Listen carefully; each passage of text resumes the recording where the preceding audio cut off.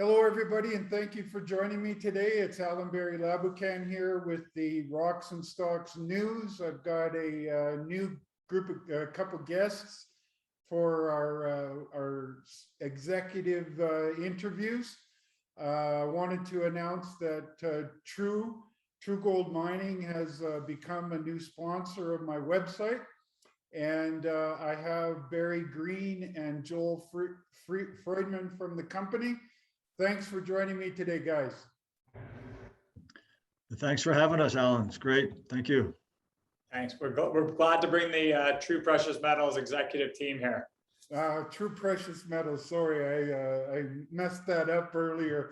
So, guys, well, the reason I invited the company to be a part of my sponsorship program is because I met with Barry and Joel last week, and I had a very good conversation with them, and I was very impressed with what they're working on. They're on the Valentine Lake crustal structure, and this is the host to Marathon's big mine to the north of them. What I liked about it is that structure goes right through all of their property, and at the southern end of their property they have sort of a hinge in the fault, if you will, and they had also found a group of gold at the surface, and these are all the hallmarks of what it takes to find one of these orogenic kind of deposits. And so I invited them on because I think that they've got a good chance of making a discovery. And they recently announced that they're starting drilling.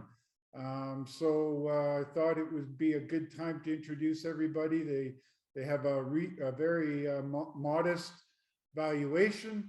So Joel, why don't you start by giving us some sort of an overview, and then maybe Barry will start talking about the technical merits of the project. Joel, go ahead. Sounds good. Appreciate the opportunity to be here, Alan. And it was a good chat. You definitely asked all the technical questions you could possibly think of, I think, last week, which was great.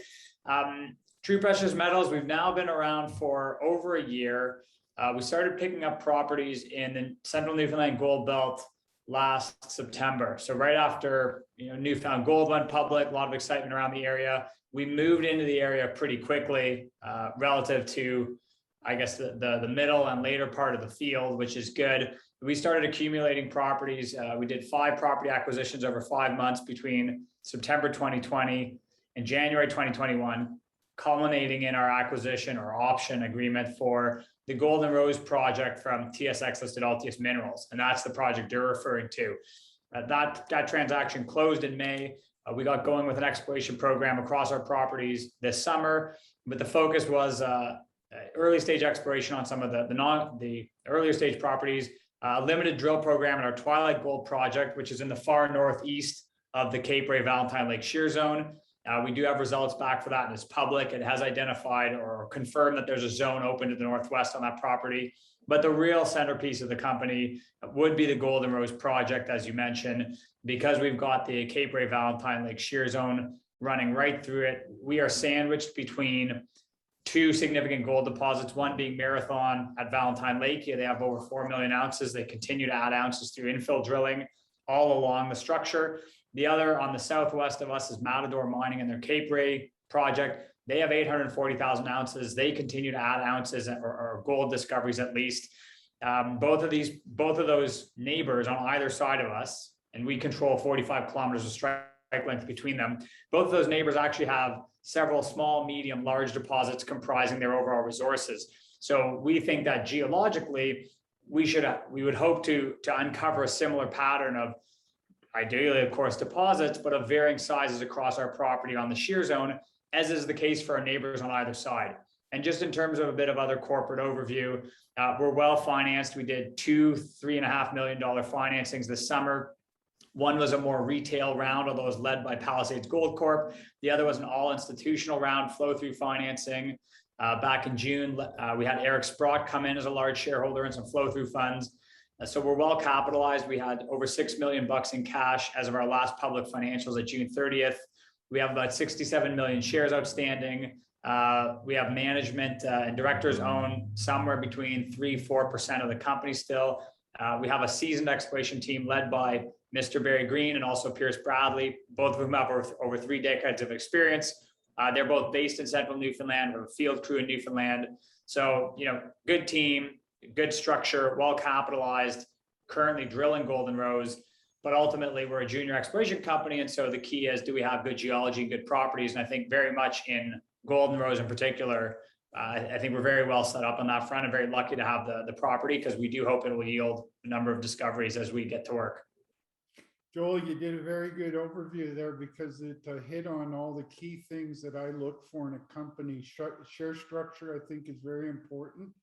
If you make a discovery, you want to be able to see good performance, good people involved, and a good project. And Barry, I wanted to get into a little bit with you now. What stood out to me was that Marathon has that crustal structure that goes through their property, and it kind of has a bit of a bend to it, and all along that they found gold at the surface, and you guys have that big structure going through and gold at the surface.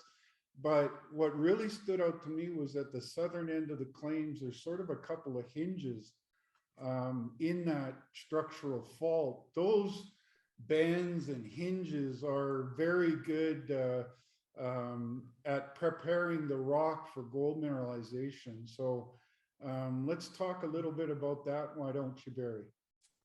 Sure, no problem.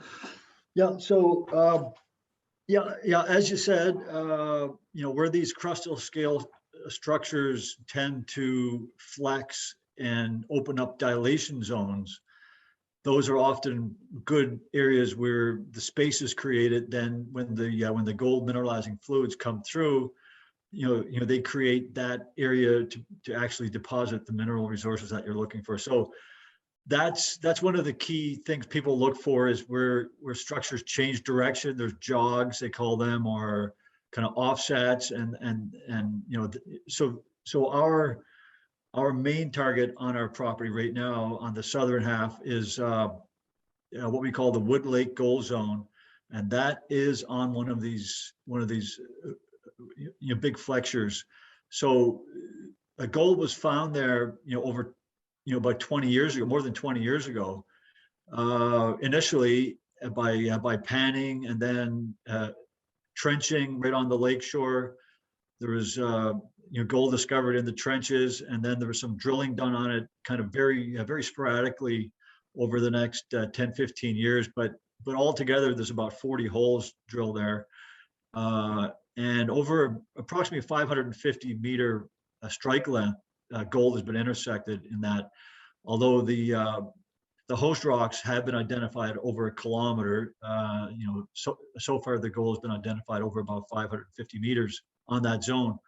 So, that's an area, and there's been some good gold intersections on it, multiple grams per ton over good thicknesses.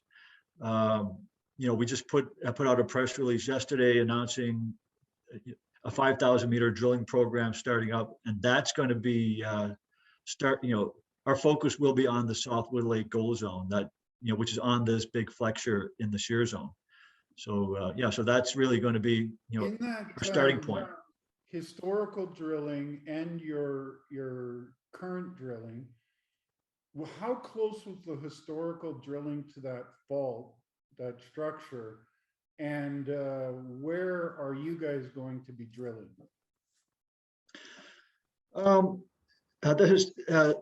The fault structure is probably not just a single line. It's, we think it's actually a series of imbricated structures on kind of a fault zone, if you will. That's quite thick.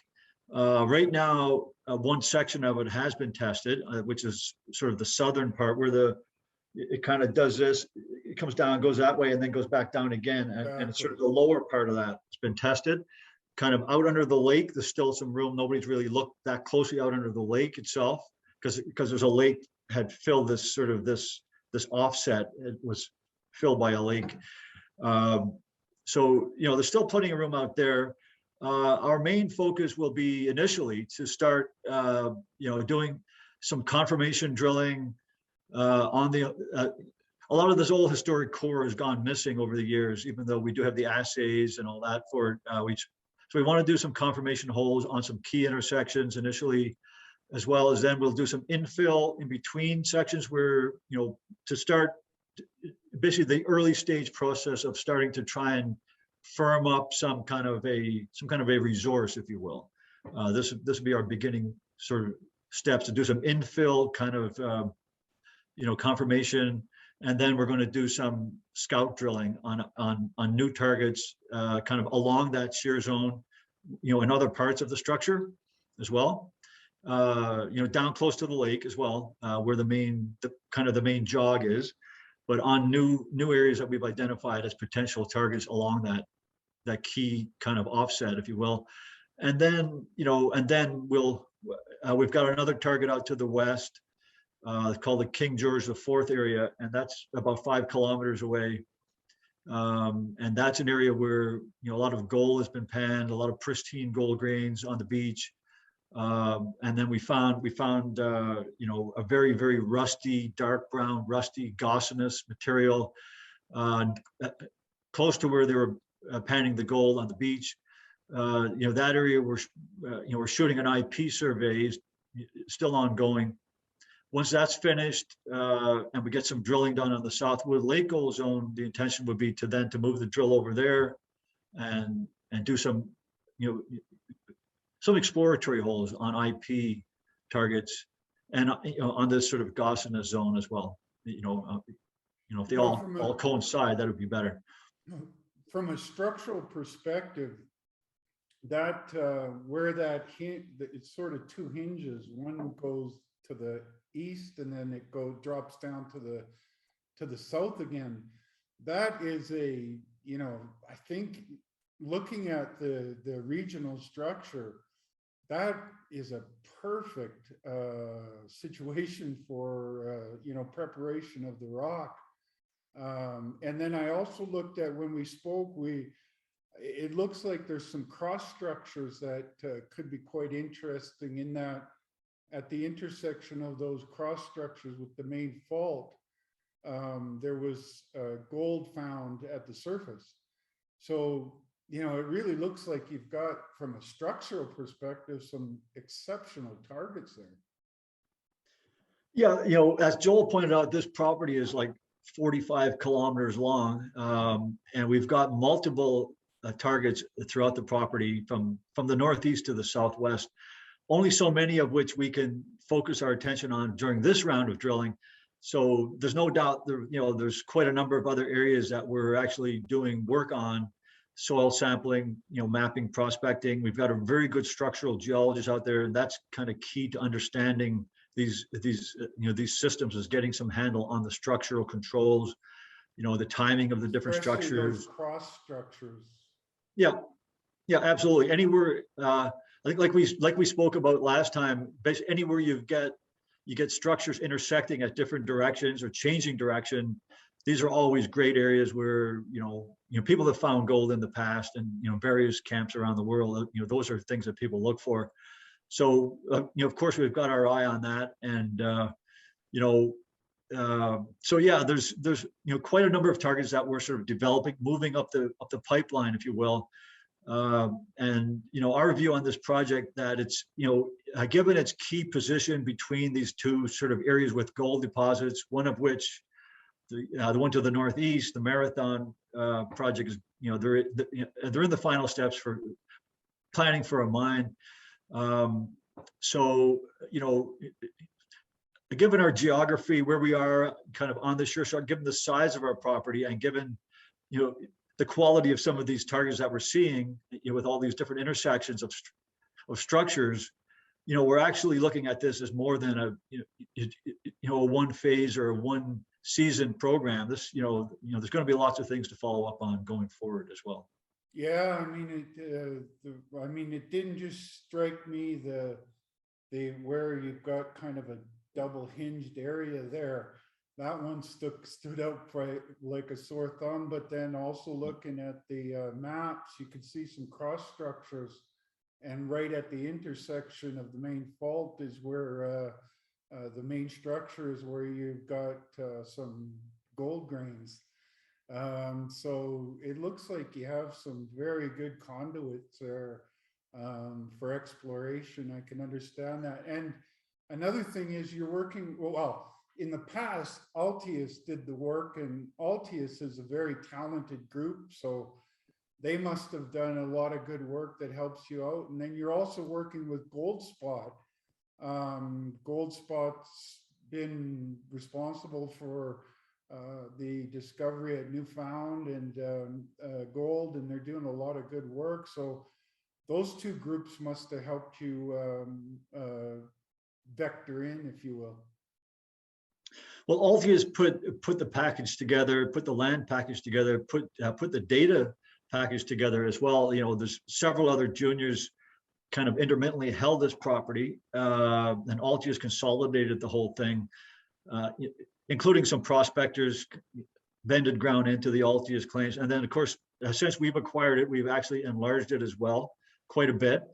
So we've consolidated some more ground before the land rush really took hold. Now people have got almost the whole area staked up all around us, but we've got, we've increased our land position quite sizably.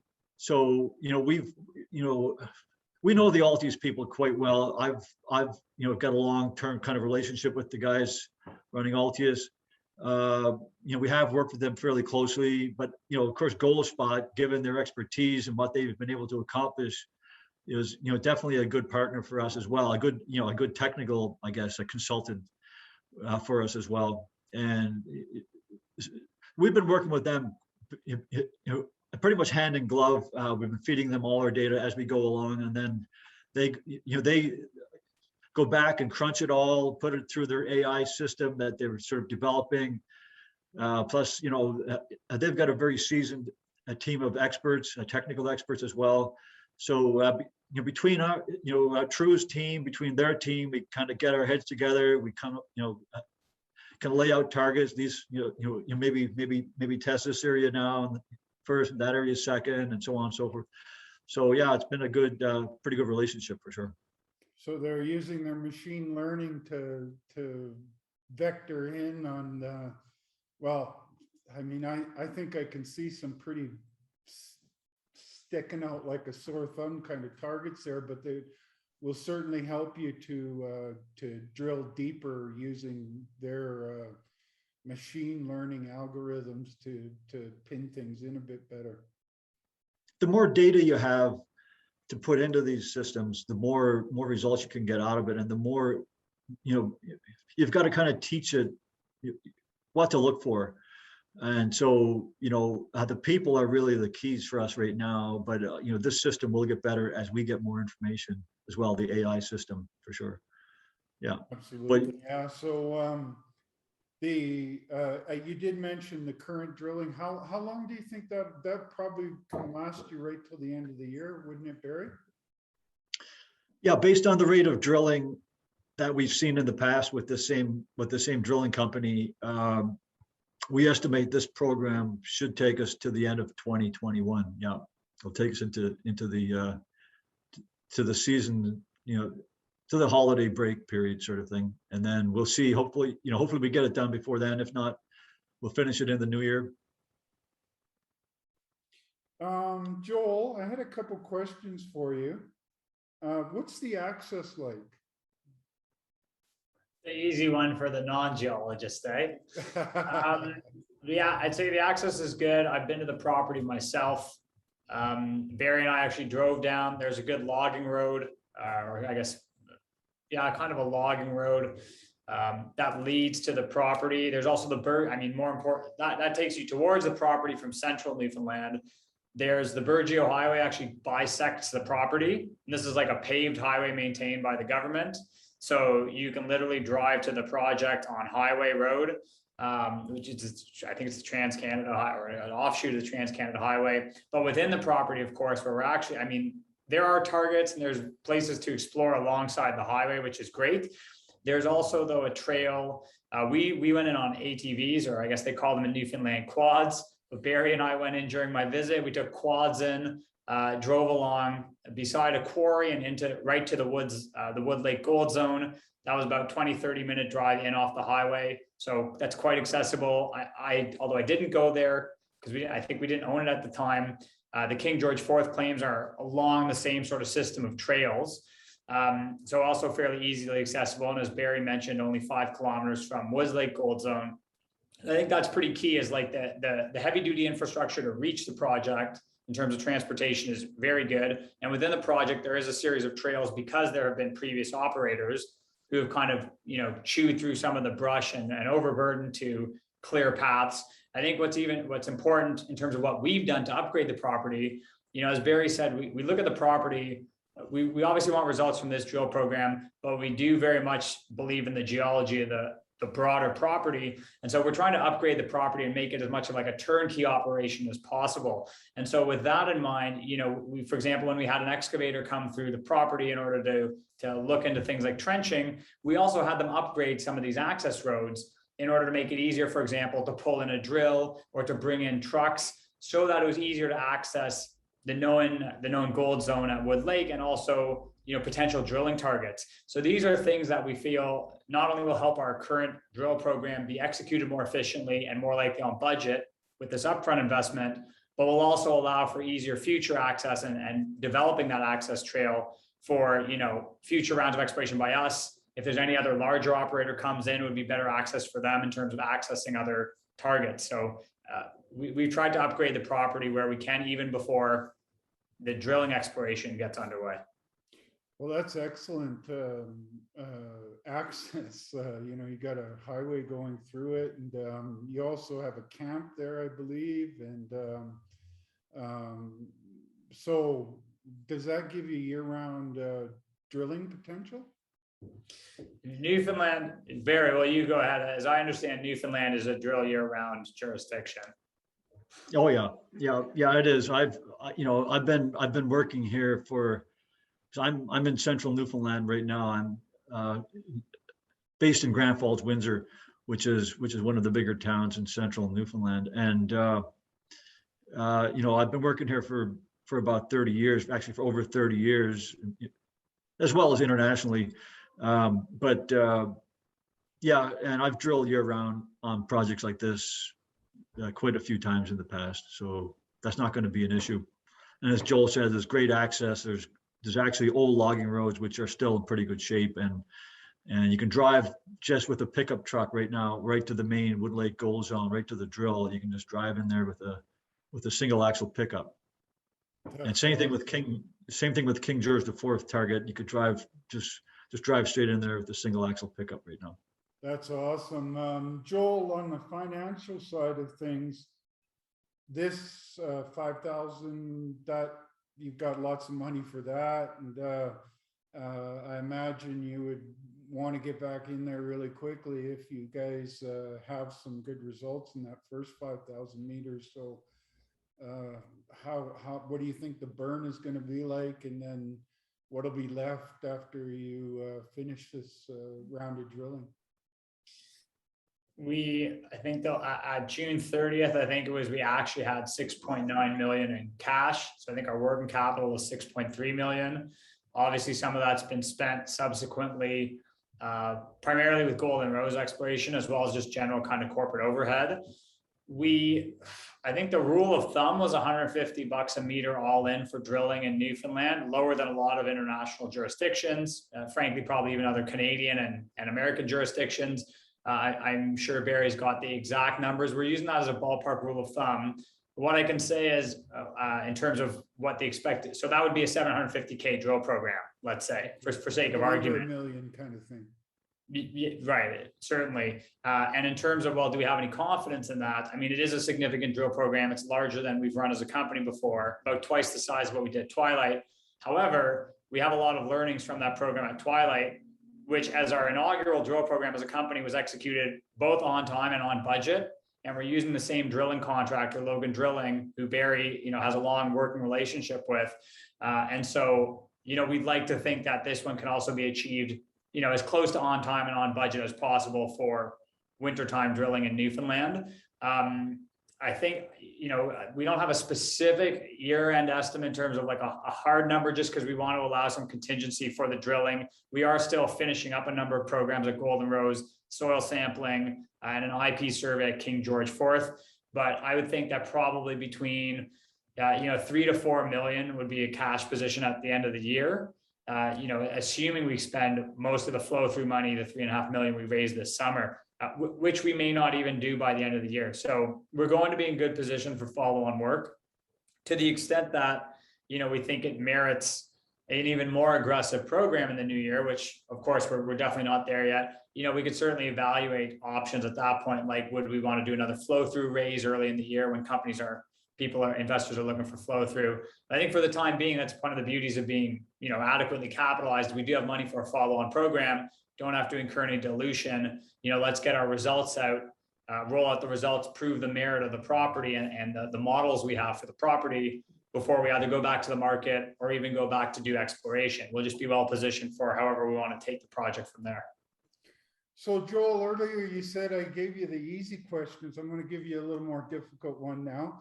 On a strategic perspective, I see a lot of juniors that kind of are in a rush to get to the resource calculation sort of stage. And sometimes I think that that's, it has a way of capping your project. And because you're so early in this, and knowing that these orogenic kind of systems can be deep and complex being a good thing in this case, why at this early stage the focus on trying to do the resource when you're just rolling up your sleeves now? You've got all these targets. You're an exploration company. Why not focus more on just pure exploration to figure things out before you move to that stage? It's a good hybrid question, I'd say. To clarify, like we're not actually building a resource with this round of drilling. The idea is Woods Lake, where there's been historical drilling, is the clearest target on the property. It doesn't make it the best property, as certainly Barry and our exploration manager Pierce, they've made pretty clear to me. In fact, there's actually already 6 known gold showings on the property when we took it over from Altius. So that you're talking about already a significant pipeline for future exploration. That was when we got it from Altius. We didn't even have the King George IV property at that time, which is going to be drilling that as the secondary target in our program this winter. So, you could say there's 7 targets on the property. Where Wood Lake is simply the most advanced one. It's been drilled the most. We know it's there. We'd like to, as Barry mentioned, some of the core, a lot of the historical core is missing. We'd like to firm up that there's something interesting there, but we're not going to go through, spending 3 years and $100 million or whatever it costs. I don't even know. I know there's a significant amount of manpower and dollars that go into building a 43-101 resource estimate. That's not what we're doing. We just want to give it a push in that direction. So we say, okay, there's some scattered drilling by multiple operators. We're a single operator. Let's do our own drill program, get as good a handle as we need or want on what's currently at Wood Lake, the central target. And that gives, that should show people, okay, Tru Precious Metals is starting to firm up the theory that this Valentine Lake shear zone that transects our property could be deposit bearing. From there, where we go in terms of exploring other targets on the property is certainly an open question. We have to see what happens at this King George IV property. And as Barry mentioned, the objective there is gold discovery. There's Barry discovered a Gossan. There's visible gold scattered all along those set of claims.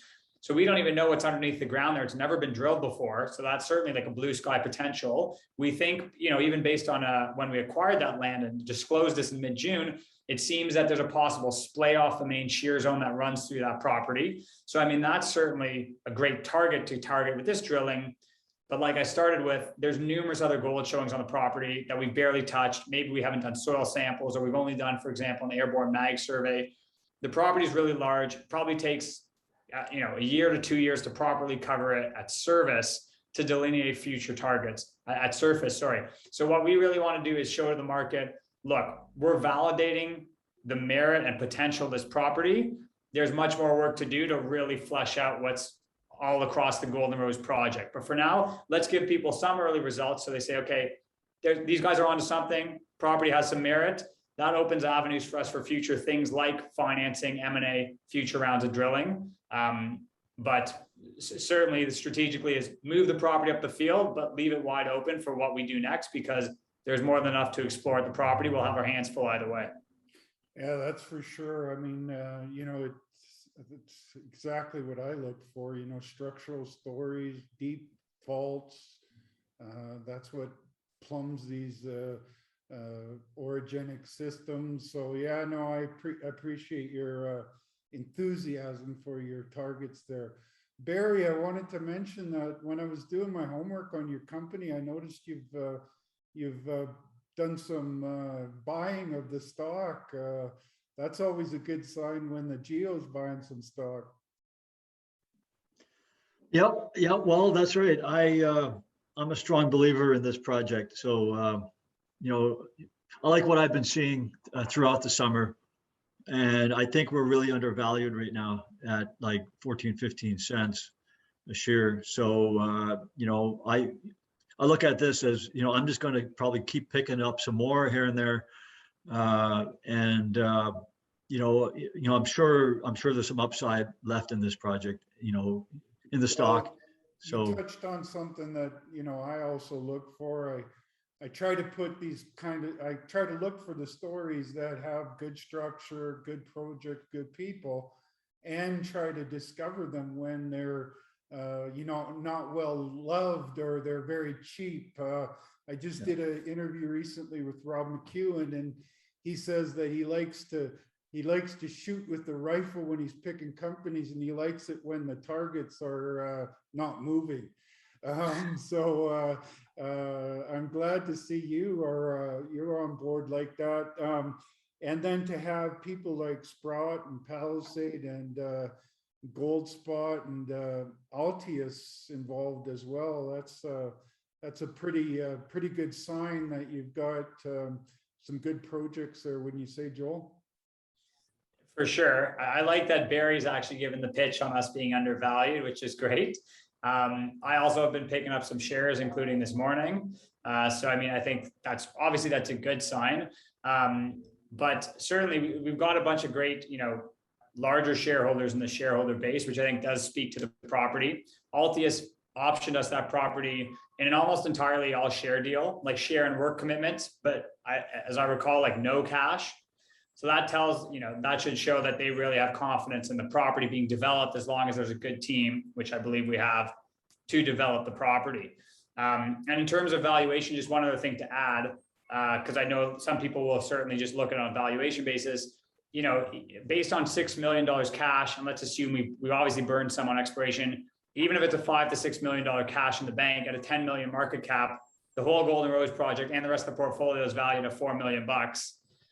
It's a pretty, your downside's more limited because we just currently half your valuation. Half the value is cash, which I think is the case of a lot of exploration companies. But we've also shown over the course of this year and last, we will execute on guidance we deliver to the market. So if we say we're going to explore to build value, the only thing we cannot make there be is results, but we're going to at least execute the program as prudently and cost effectively as possible and on a timely manner, to give ourselves the best shot of increasing the valuation of the company and the spread above our cash. We're going to try and deploy the cash to deliver real bumps in shareholder value.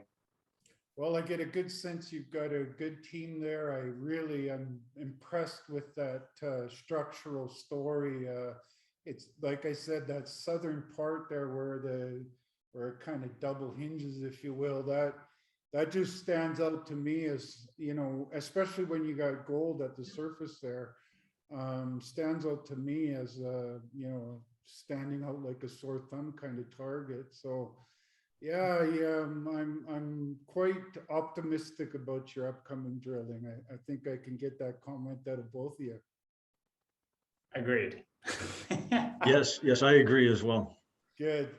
Okay, guys, well, I think that's a great introduction to the company, to my audience. And as things go along, we'll do more of these. And I wanted to thank you very much for becoming a sponsor. I think we're going to have a good relationship that will be fruitful for everybody. Was there anything I missed that you wanted to point out before I close things off?